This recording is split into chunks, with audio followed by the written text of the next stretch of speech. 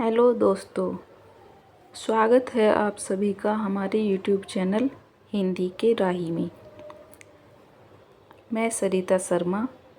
आज हम पढ़ेंगे कक्षा 6 में एनसीईआरटी की लगी पुस्तक मल्हार का पहला पाठ मातृभूमि। यह एक कविता है जिसे सोहनलाल द्विवेदी जी ने लिखा है। आइए पढ़ते हैं। ऊंचा खड़ा हिमालय आकाश चूमता है, नीचे चरण तले झुक नित्य सिंधु झूमता है। पहले इसका अर्थ समझते हैं।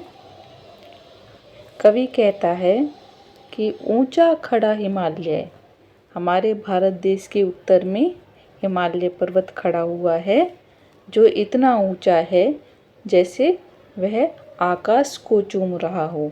नीचे से जब हम उसे देखेंगे तो ऐसे महसूस होता है जैसे यह पर्वत आकाश को टच कर रहा है।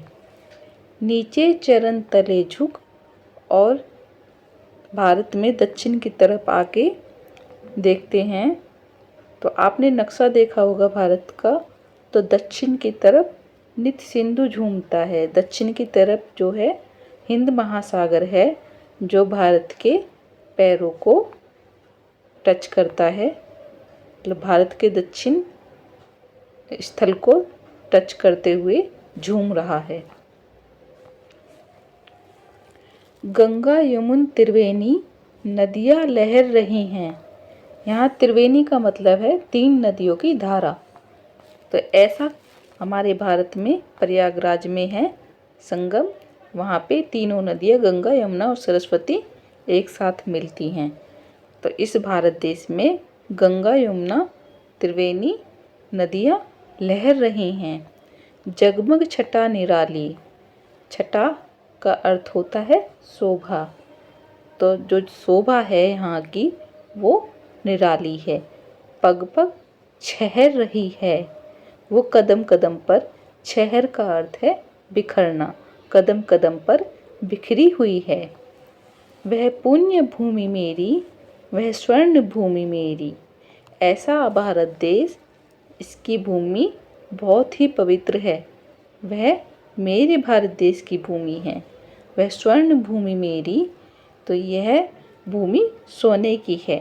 प्राचीन समय में हमारे भारत को सोने की चिड़िया के नाम से भी जाना जाता था। तो कवि कह रहा है कि वह स्वर्ण भूमि मेरी है। वह जन्मभूमि मेरी, मैंने यहाँ जन्म लिया है, तो यह जन्मभूमि मेरी है। वह मातृभूमि मेरी, और हमारे भारत देश में अपनी जन्मभूमि को अपनी माँ के समान माना जाता है।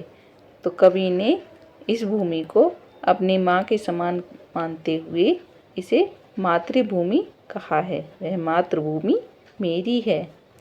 झरने अनेक झरते जिसकी पहाड़ियों में, हमारे भारत देश में अनेक पहाड़ियों से अनेकों झरने निकल रहे हैं।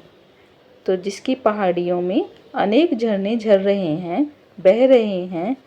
चिड़ियाँ चहक रही हैं हो मस्त झाड़ियों में, और यहाँ की झाड़ियों में चिड़िया बहुत ही ज़्यादा खुश होकर चहकती रहती हैं।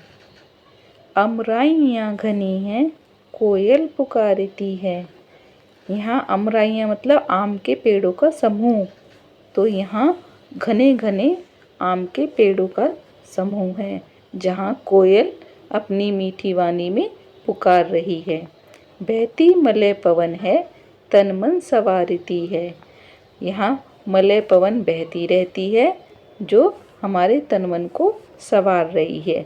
मलय पवन को हम दक्षिण से आने वाली जो पवन होती है उसे मलय पवन कहते हैं, और यह बहुत ठंडी और शीतल और सुगंध वाली होती है, तो उससे हमारा तन मन संवरता है।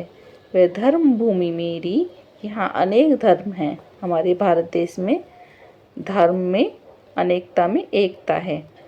तो यह वह धर्म भूमि मेरी है, वह कर्म भूमि मेरी, और यहाँ मैं कर्म करूँगा तो ये भूमि मेरी है। वह जन्मभूमि मेरी, वह मातृभूमि मेरी। जहाँ जन्मे थे रघुपति, जन्मे जहाँ थी सीता। हमारे भारत देश में रघुपति मतलब भगवान राम ने जन्म लिया था और माता सीता ने भी जन्म लिया था। श्री कृष्ण ने बजाई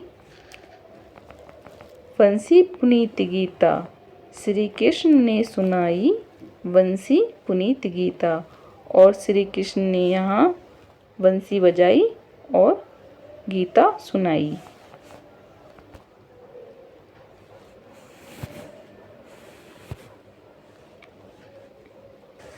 बौद्ध धर्म के प्रवर्तक थे, तो उन्होंने यहाँ जन्म लेके हमारे भारत देश का यश बढ़ाया। जग को दया दिखाई, जग को दिया दिखाया, और इस सारे जहां को दया करना सिखाया और अहिंसा का मार्ग दिखाया तथा उजाला दिया मतलब उजाला, पूरे जहां को उजाला दिखाया। दिया का पर्यायवाची है दीपक, तो इसे हम कह सकते हैं या जग को दीपक दिखाया, ज्ञान का दीपक। वह युद्ध भूमि मेरी, वह बुद्ध भूमि मेरी। यहाँ अनेक युद्ध हुए हैं, तो यह युद्ध भूमि मेरी है। और महात्मा बुद्ध के जन्म के कारण यह बुद्ध भूमि भी मेरी है। वह मातृभूमि मेरी, वह जन्मभूमि मेरी। तो ये थी कविता सोहनलाल द्विवेदी जी के द्वारा लिखी हुई मातृभूमि।